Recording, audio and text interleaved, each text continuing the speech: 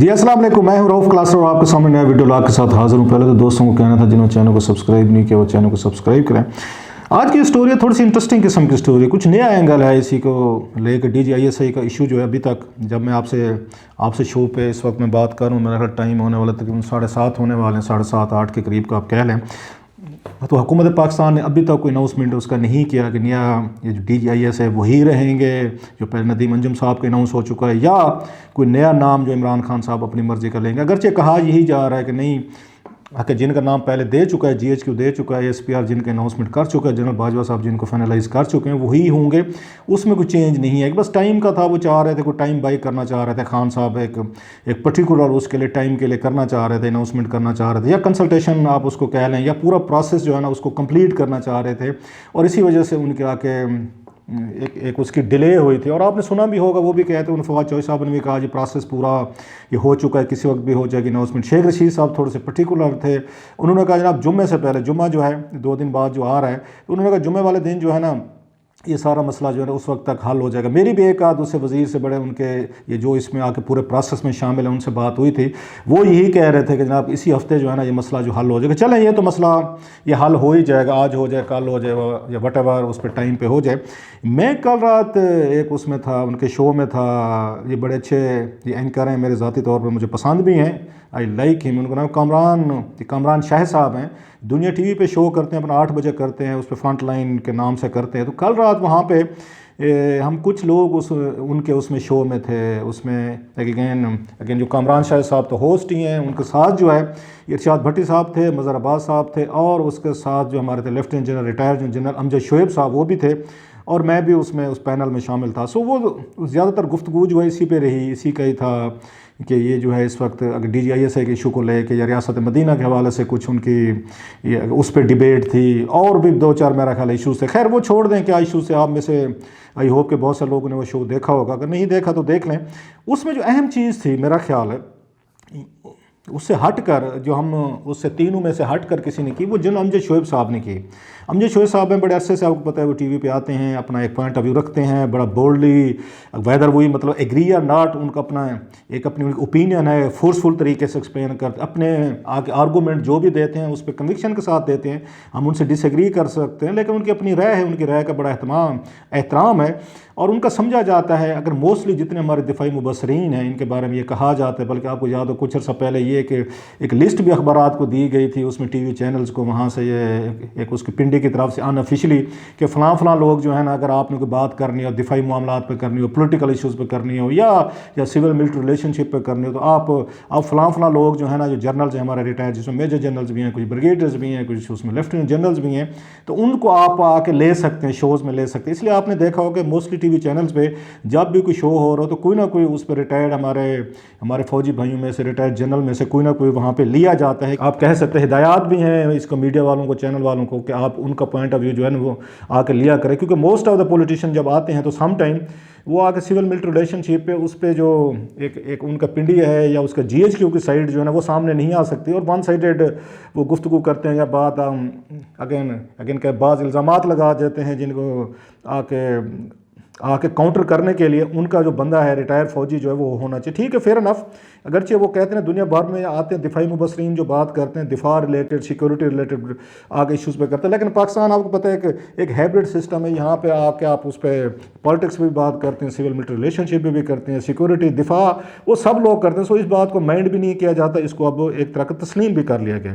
اب اس میں انہوں نے جو بات کی ہے، اور اب تک یہ سمجھا جا رہا تھا، اس سے پہلے میں اصل بات پہ ہوں کہ جنرل صاحب نے بہت بڑی اہم بات کی ہے، اور کیا انہوں نے ایک نیا اینگل دیا ہے، جس کو بلکہ میں دیکھ بھی رہا تھا، آج کامران شاہد نے اس کو ٹویٹ بھی کیا ہے، وہ ویلڈ پوائنٹ ہے، اس پہ بات کرتے ہیں جس کے لیے میں نے آپ کو وہ کیا ہے۔ تو اس سے پہلے میں یہ بتا دوں کہ جتنے موسٹلی ہمارے دفاعی مبصرین آ کے بات کرتے ہیں، یہ پچھلے 3-4 سالوں سے ہم نے دیکھا ہے کہ موسٹ آف دیم جو ہیں وہ آ کے پرو عمران خان صاحب رہے ہیں، وہ عمران خان صاحب کی پالیسیز کو وہ آ کے دفاع بھی کرتے ہیں، ان کو ڈیفینڈ بھی کرتے ہیں، بہت بڑی سپورٹ بیس ہے ان میں پائی جاتی ہے، اور وہ TV چینلز پہ کئی دفعہ ان کی لڑائیاں بھی ہو چکی ہیں، اینکر سے بھی ہو چکی ہیں، وہ ان کے پینلسٹ سے بھی ہو چکی ہیں، ان کے سیاستدانوں سے بھی ہو چکی ہیں، بہت سارے الزامات ٹریڈ بھی ہوتے ہیں، ایکسچینج ہارڈ ورڈز بھی ایکسچینج ہو چکے ہیں۔ سو پورا کا پورا ایک اس کا بیک گراؤنڈ ہے، اور یہی سمجھا جاتا ہے کیونکہ اسٹیبلشمنٹ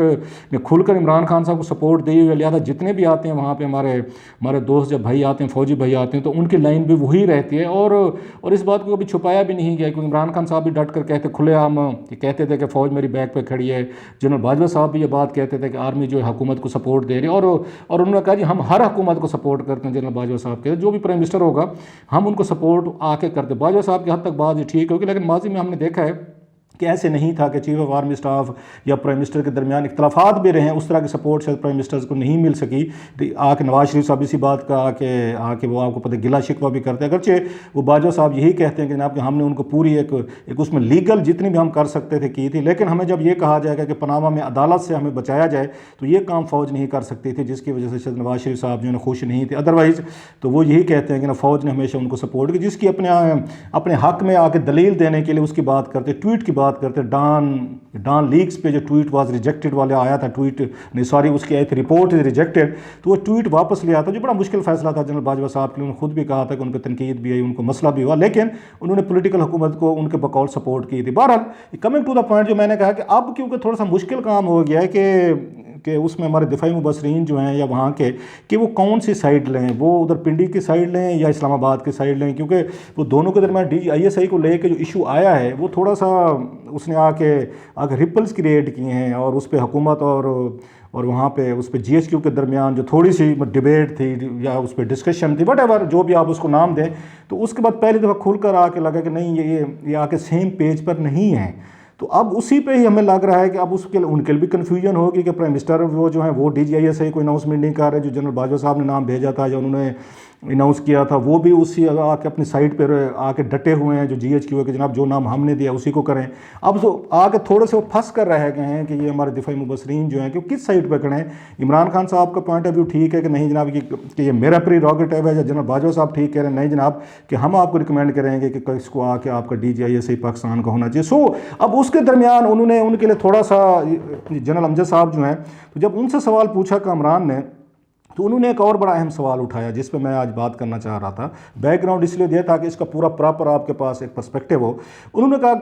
कि अगर इमरान खान साहब मांग रहे हैं कि उनकी मर्ज़ी का DGISI होना चाहिए तो क्यों नहीं दिया जाता, मतलब ये उनका पॉइंट ऑफ व्यू था, अगर मैं सही समझाऊँ मैं। तो उन्होंने प्लस ये कहा कि जनाब कि उन्होंने नवाज शरीफ साहब का हवाला दिया कि नवाज शरीफ साहब को तो 3 नाम भी भेजे जाते थे, और नवाज शरीफ साहब जो हैं उनको मर्ज़ी का DGP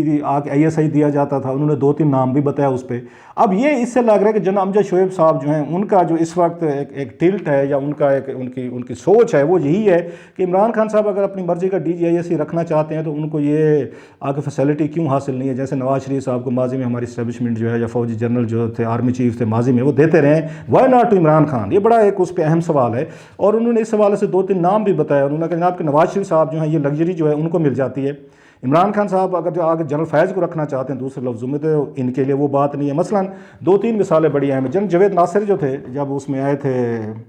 एक उस नवाज शरीफ साहब के सेकंड पीरियड में थे मेरा ख्याल है, तो उस वक्त उन्होंने DGISI लगाया गया था, और यही कहा जा रहा था कि उनकी सिफारिश हुई थी, वो भी किसी उस पर सिफारिश पे या किसी ने उनको रिकमेंड किया था शरीफ फैमिली के अंदर में से, मतलब सिफारिश चलो एक आप कह सकते सख्त लफ्ज़ हो जाएगा, लेकिन वो बहुत करीब थे। तबलीग आपको पता है तबलीगी जमात के थे ज़्यादातर, उनकी सिंपथीज़ उनके साथ थी, अभी आगे दीगर इशूज़ भी थे। सो उनको भी यही कहा जा रहा था कि नवाज शरीफ साहब के या उनकी फैमिली के बड़े उसमें करीब थे, सो इसी वजह से उनको आगे DGISI लगाया गया, और नवाज शरीफ साहब उनके साथ कंफर्टेबल थे, फेयर इनफ। फिर जो 2-3 बड़े नाम बताए जाते हैं वो इंटरेस्टिंग है। फिर हमने देखा जो बड़ा उनको मर्ज़ी का उनको मिला था उनको DGISI, जिसको बाद में उन्होंने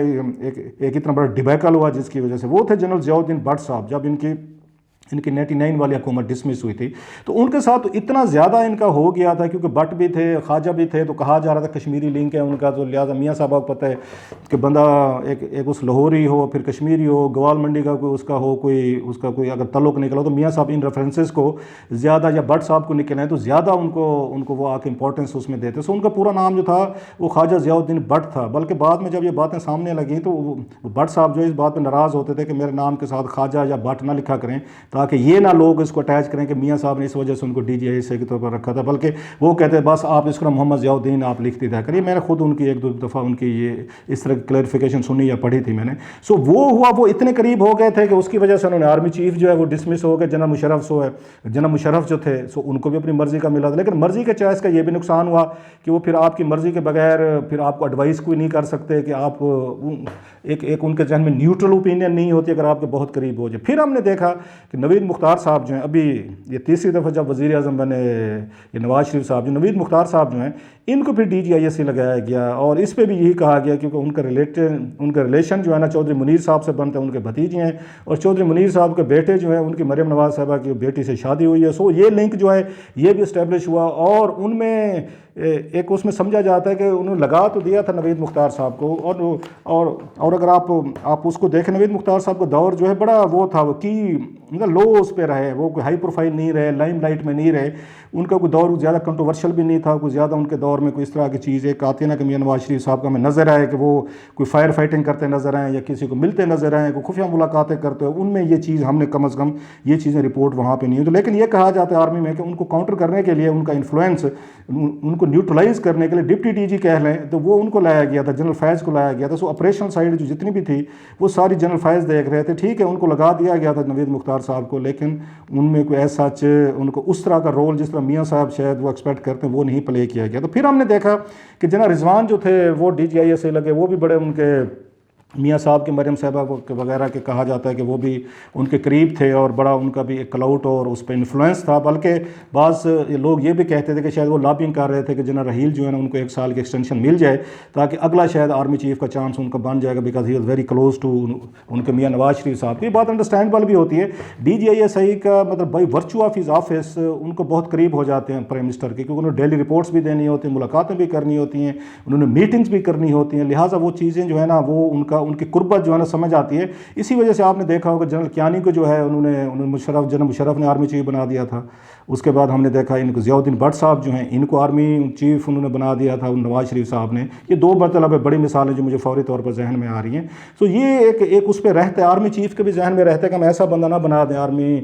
آگے اس کو DGIS سے جو پولیٹیکل پرائم منسٹر سے اتنا زیادہ قریب ہو جائے کہ نواز شریف صاحب کی طرح آ کے مل کے وہ اس کو آرمی چیف کو ڈسمس کر دے اور اس کے بعد ایک بڑا کرائسس کھڑا ہو جائے. سو دونوں سائڈ جو ہیں وہ دیکھتی ہیں. لہٰذا عمران خان صاحب بھی ایک ان کے ساتھ بڑے کمفرٹیبل تھے جنرل فیض کے ساتھ، کیونکہ 3-4 سال سے زیادہ ان کا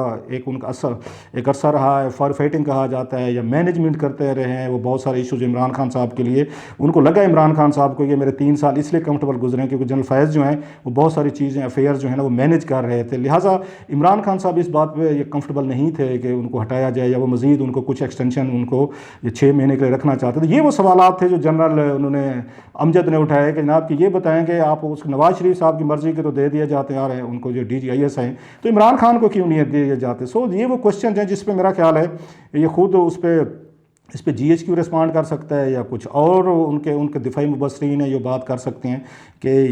یہ آخر کیوں ہوا ہے کہ عمران خان صاحب کو مرضی کا DGIS جو نہیں دیا جا رہا. لیکن وہ یہی کہتے ہیں پیچھے سے کہ اگر ان کو آ کے کور کمانڈ نہیں کریں گے جنرل فیض تو ان کے لیے پروفیشنلی طور پر وہ نہیں ہوگا. سو جنرل فیض بھی چاہتے تھے، بلکہ انہوں نے کہل بھی کہ عمران خان صاحب کو کہا جا رہا ہے کہ ان کو کور کمانڈ کرنی چاہیے تاکہ ان کا اگلے سال اگر آرمی چیف کا کوئی اگر ان کا چانس بنتا ہے تو وہ بھی برابر کے اس میں آ کے شامل ہونے چاہیے. اور دوسرا جنرل فیض صاحب میرا خیال ہے ان لائک وہ پچھلے ہمارے وہ تھے وہ DGIS سے ہی تھے، یہ زیادہ کیونکہ حالات ایسے تھے یا عمران خان صاحب کے ساتھ اب ان کے پکچرز آنا، میٹنگز ریگولر ہو رہی تھیں. سو اس وجہ سے یا میٹنگز ہو رہی تھیں بہت سارے ان کے پولیٹیشین سے جرنلسٹ سے بریفنگ دے رہے تھے سیکورٹی پہ دیگر ایشوز پہ. سو اس لیے وہ لائم لائٹ میں آ گئے اور اس سے لگا کہ شاید عمران خان صاحب ان کو اس لیے ریٹین کرنا چاہتے ہیں کہ وہ ان کی بہت ساری مشکلات جو ہیں نا وہ اس وجہ سے رکی ہوئی تھیں کہ جنرل فیض جو ہے نا وہ یہاں پر موجود تھے. بہرحال یہ ایک ان کا پوائنٹ آف ویو تھا، نقطہ تھا جو جنرل شعیب امجد صاحب نے اٹھایا کہ جو نواز شریف صاحب کو 3 نام بھیجے جاتے تھے یا ان کی مرضی کا DGIS سے لگایا جاتا تھا تو عمران خان صاحب کو یہ سہولت جو ہے نا وہ کیوں نہیں دی گئی.